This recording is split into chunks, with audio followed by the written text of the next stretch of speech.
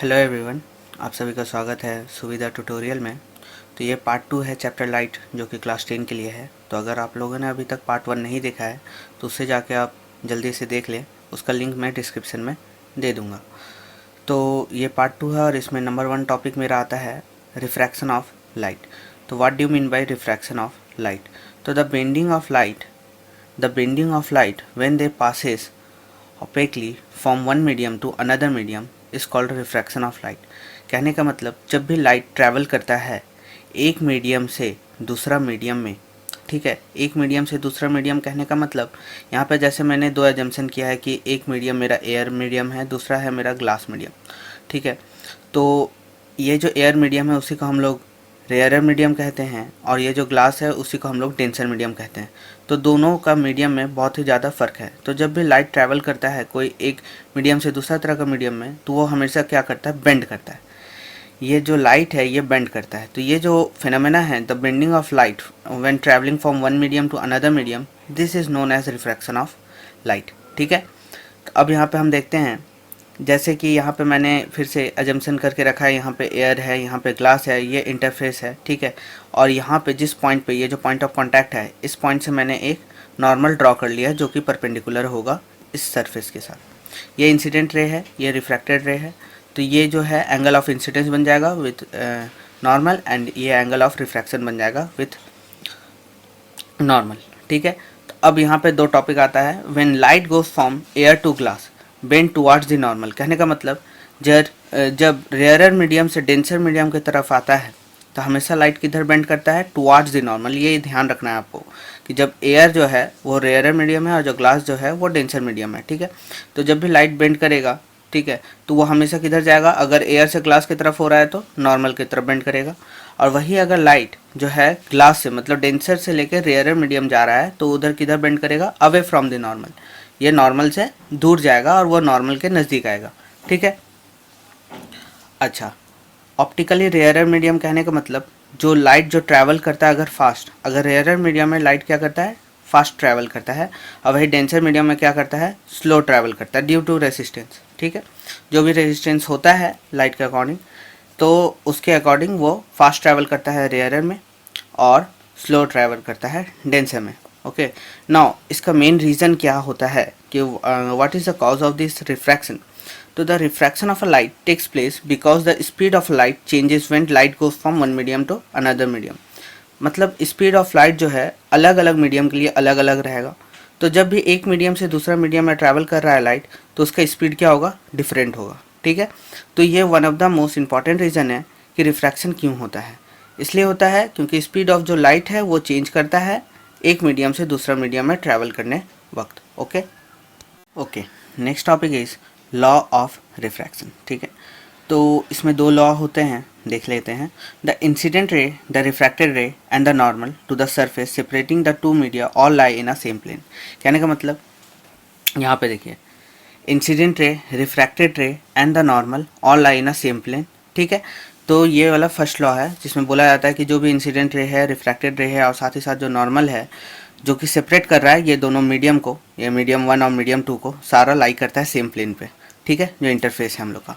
Now number 2 is the ratio of sine of incident angle, that is angle I, to the sine of refracted angle, that is angle R, is constant for the pair of two media। कहने का मतलब ये जो angle of incidence बन रहा है normal के साथ और ये जो एंगल ऑफ रिफ्रैक्शन बन रहा है नॉर्मल के साथ, तो अगर ये दोनों का रेशियो हम लेते हैं with the help of sine, ठीक है, तो ये हम लोग को एक वैल्यू मिलता है जो कि एक कांस्टेंट वैल्यू मिलता है, ठीक है।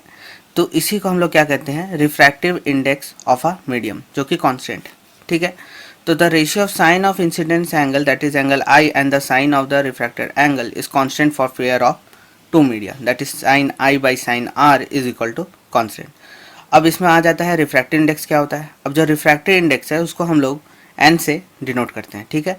तो इसमें हम लोग को क्या लिखना है, तो sine of angle I by sine of angle R is equal to N two 1। इसको किस तरह से रेट करते हैं, refractive index of second medium, refractive index of second medium with respect to the first medium. मतलब refractive index जो रहेगा second medium का with respect to first medium क्या है, उसको इस रेशियो से बताया जाता है। इसी को फर्दर नाम दिया गया था स्नेल्स लॉ, ठीक है।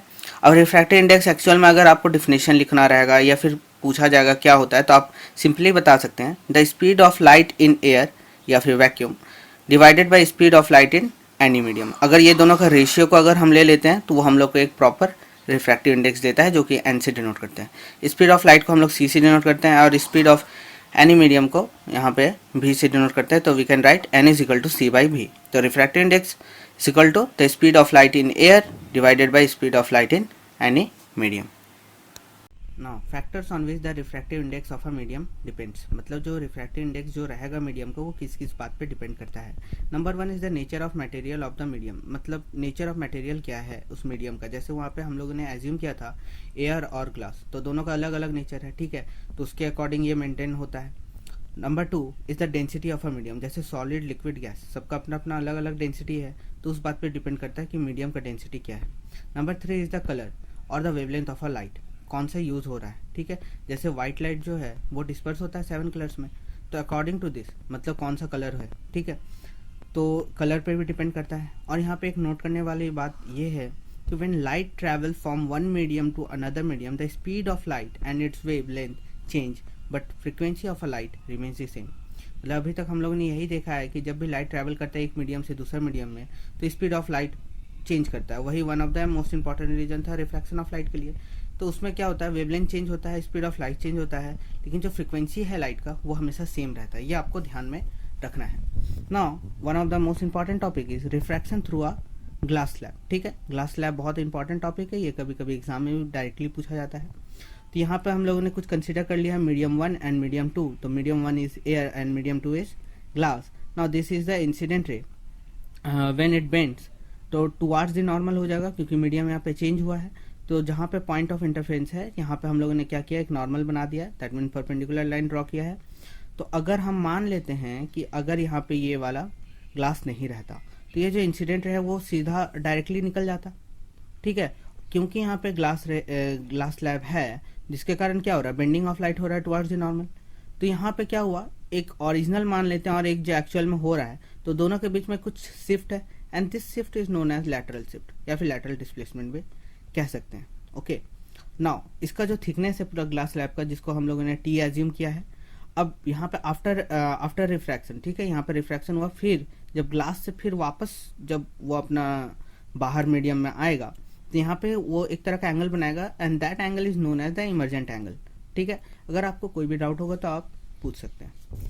नाउ इसमें देखना यही है, तो when a ray of light falls on a glass slab by making a certain angle with a normal at a point of incidence, this point, okay, and it emerges out with a glass slab parallel to the original direction, ठीक है। और ये क्या है, ये original है और ये वाला जो इमर्जेंट एंगल चल रहा है, तो ये दोनों क्या है, एक दूसरे से पैरेलल दिख रहा है हम लोग को, ओके। तो there is a shift of a path of incident ray and this shift is known as lateral shift या फिर लैटरल डिस्प्लेसमेंट, जो कि मैंने बता दिया है, okay. Now let AO incident ray making an angle आई।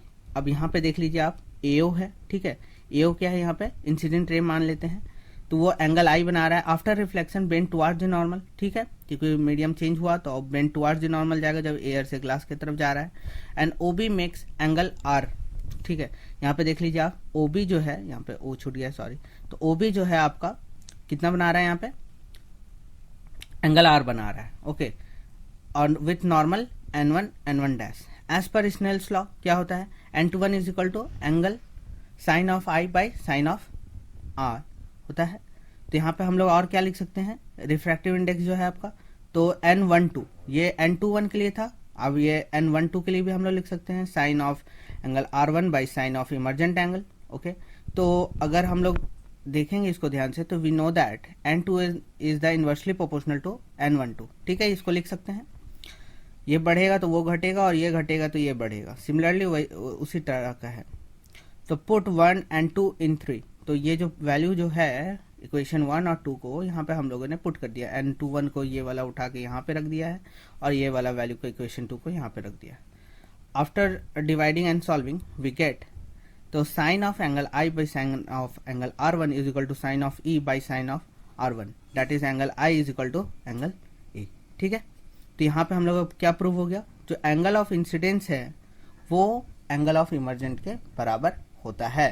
तो ये हम लोगों ने किससे देखा है, तो स्नेल्स लॉ से देखा है। तो ये डायग्राम भी इंपॉर्टेंट है और ये भी पूछा जाता है। Okay, now important topic start from here, that is lens. Okay, तो it is what do you mean by lens, कितने तरह के लेंस होते हैं, जिस तरह का वहाँ पे हम लोगों ने जिस तरह का मिरर में देखा है, फॉर्मेशन ऑफ इमेजेस, सारा कुछ है यहाँ पे। ठीक है, तो लेंस में भी उसी तरह का सारा कुछ होगा। तो इट इज़ बाउंडेड बाय, तो पहले बात कर लेते हैं कि लेंस क्या है। तो it is bounded by two refracting surface है, at least one surface is spherical. कहने का मतलब है, मतलब कम से कम एक सरफेस तो आपका स्फेरिकल होना ही चाहिए, क्योंकि स्फेयर से कट के निकल रहा है तो स्फेरिकल तो होना ही चाहिए, नहीं तो लेंस होने का क्या फ़ायदा।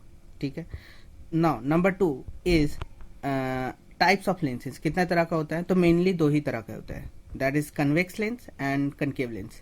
नाउ कन्वेक्स लेंस को हम लोग क्या समझ सकते हैं, कन्वर्जिंग, एंड कनकेव लेंस को हम लोग क्या कह सकते हैं, डाइवर्जिंग। मतलब after passing through that point it converges, that means concentrate होता है एक पॉइंट पे इन कन्वेक्स लेंस में, और कनकेव में क्या होता है, उस पॉइंट के बाद डाइवर्ज कर जाता है, मतलब अलग अलग हो जाता है, कुछ इस तरह से अलग हो जाता है। ठीक है, और इसमें क्या होता है, कन्वर्ज करता है सारा। Okay, now convex lens. Okay, तो lens whose both refracting surface are spherical thick in the middle. कहने का मतलब जो बीच में रहेगा वो मोटा रहेगा। ठीक है, तो इसमें भी तीन तरह के होते हैं, बाई कन्वेक्स लेंस, इसी को डबल कन्वेक्स लेंस कहते हैं। ठीक है, क्योंकि आप देख सकते हैं दोनों तरफ क्या स्फेरिकल नेचर है। Now number 2 is plano convex lens. क्यों, क्योंकि एक साइड इसका प्लेन है एंड एक साइड उसका क्या है, कन्वेक्स टाइप का है। नाउ कनकेवो कन्वेक्स लेंस, मतलब एक तरफ कनकेव है दूसरा कन्वेक्स है, दोनों मिला के कुछ इस तरह का बन जाता है, हाफ मून जैसा। ठीक है, तो वहाँ पे भी आप कह सकते हैं कि कनकेव कन्वेक्स लेंस है। सिमिलरली कनकेव लेंस में भी क्या होता है, तीन तरह के होते हैं। अब इसमें क्या है, ये बीच में मोटा रहता है, दैट मीन्स थिक रहता है, और ये बीच में क्या रहता है, थिन रहता है ना। इसमें तीन तरह के बाई कन्वेक्स लेंस। अब यहाँ पे आपको ध्यान देना है। ठीक है, सबको कन्फ्यूजन हो जाता है लेंस और मिरर को लेके, किसको कन्वेक्स बोले किसको कनकेव बोले। ठीक है, तो आप राइट हैंड से भी समझ सकते हैं, और या फिर इस तरह से समझें कि जो वहाँ पे कन्वेक्स है वो यहाँ पे आके कनकेव बन जाता है, या फिर जो वहाँ पे कन्वेक्स है यहाँ पे आके कनकेव बन जा रहा है। मतलब कहने का मतलब एक दूसरे का अपोजिट जैसा काम कर रहा है। जैसे वहाँ पे कन्वेक्स क्या होगा मिरर में, डाइवर्जिंग नेचर का, और यहाँ पे कन्वेक्स कैसा है, कन्वर्जिंग नेचर का। तो ये इस तरह का कुछ मेनली छोटा छोटा डिफरेंस है आप में। ठीक है, ये आपको ध्यान देना है तो कन्फ्यूजन नहीं होगा। ठीक है, नाउ प्लेनो कनकेव लेंस, एक साइड प्लेन रहेगा और एक साइड आपका प्लेन कनकेव रहेगा।